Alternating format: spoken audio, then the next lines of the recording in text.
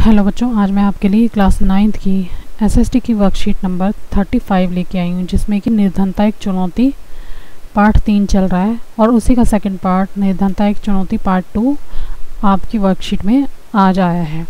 तो निर्धनता का मतलब तो सब बच्चे जानते हैं कि गरीबी, और हमारे देश में गरीबी इतनी बढ़ी हुई है, निर्धनता रेखा से नीचे भी अभी तक गरीब बहुत ज़्यादा हैं, 21% है। ठीक है, और उसमें अंतर्राष्ट्रीय निर्धनता रेखा के अनुसार बच्चों $1.9 प्रति दिन से कम पर जीवन यापन करने वाले लोगों को निर्धन माना जाता है।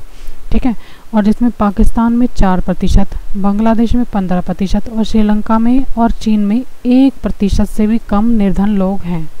ठीक है, असुरक्षित समूह क्या होता है?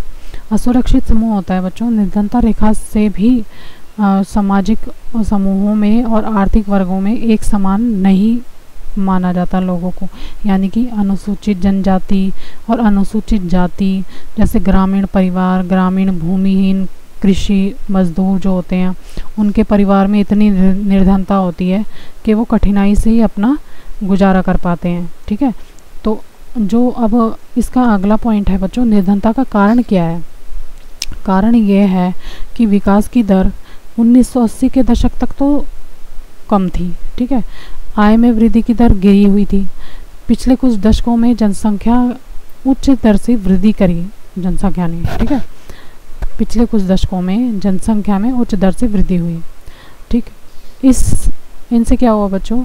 दोनों ने प्रति व्यक्ति आय में समवृद्धि दर को बहुत कम कर दिया, यानी कि पिछले जो कुछ साल हैं, कुछ दशक हैं, उनमें अवसर रोजगार के बढ़े। ठीक है, जिससे कि आय में वृद्धि हुई और थोड़ी आर्थिक प्रगति जो हमारी हुई वो बढ़ गई। निर्धनता बढ़ने का कारण है कि जनसंख्या पे नियंत्रण नहीं हुआ, जिससे कि निर्धनता का चक्र बराबर बना रहा। भारत के लोग सामाजिक दायित्वों और धार्मिक अनुष्ठानों में पैसा ज़्यादा खर्च करते हैं। ठीक है, जिससे क्या होता है, हमारे देश में गरीबी बढ़ती है, यानी कि जो भारत में लोग सामाजिक दायित्वों और हमारे देश में अधिकांश आबादी कृषि से जुड़ी कार्यों में लगी है। ठीक है, जिससे कि क्या होता है बच्चों, कई जो किसान हैं उनके पास अभी तक भी आधुनिक मशीनें नहीं हैं, उर्वरक नहीं है, बीज नहीं है, अच्छे कीटनाशक दवाइयाँ नहीं हैं, और उनके पास इतने पैसे भी नहीं हैं जिससे कि वो ये सब चीज़ें खरीद सकें। ऐसा होता है कि जब उनके यही खर्चे पूरे नहीं होते तो वो बचत का तो सवाल ही पैदा नहीं होता कि वो बचत कर पाएँ, जिससे कि वो कर्ज ले लेते हैं और फिर वो कर्ज में डूब जाते हैं, को कर्ज और चुकाना पड़ता है। तो आज की वर्कशीट में बच्चों इतना ही था। मैं इसके क्वेश्चन आंसर आपको करवा देती हूँ। पहला क्वेश्चन है, पड़ोसी देशों की तुलना में भारत में निर्धनता का अनुपात अधिक है, इसके क्या कारण हैं? भारत में निर्धनता के अधिक अनुपात के कारण निम्नलिखित हैं। पहला, जनसंख्या का आकार, बड़ा आकार। दूसरा है उच्च जनसंख्या घनत्व, अल्प विकसित कृषि। सेकंड क्वेश्चन है बच्चों, असुरक्षित समूह किन्हें माना जाता है? तो असुरक्षित समूह किसे माना जाता है बच्चों? पहला है अनुसूचित जनजाति यानी कि एससी, अनुसूचित जनजाति यानी कि एसटी, कृषि, ग्रामीण कृषि श्रमिक और शहरी अनियमित मजदूर।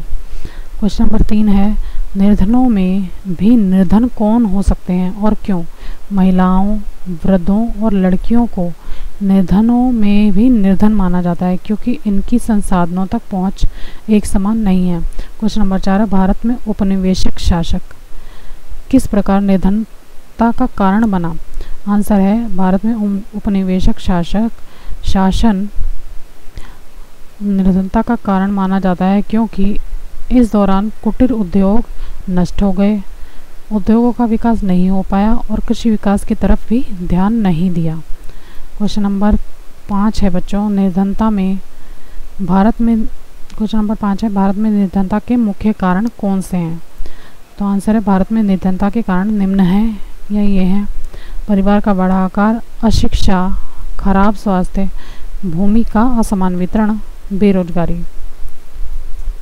क्वेश्चन नंबर 6 है, ऋण जाल किस प्रकार निर्धनता का कारण और परिणाम दोनों है, विचार करके लिखिए। तो इसका आंसर है निर्धन व्यक्ति ऋण इसलिए लेते हैं क्योंकि उनके पास पूंजी का अभाव होता है और एक बार ऋण लेने के बाद उनकी सारी बचत ब्याज लौटाने में चली जाती है। इसलिए कहा जाता है कि ऋण जाल निर्धनता का कारण भी है और निर्धनता का परिणाम भी। आज की वर्कशीट में बच्चों इतना ही। अगर आपको मेरी वीडियो अच्छी लगी हो तो प्लीज़ मेरे चैनल को लाइक करना, सब्सक्राइब करना। Thank you very much.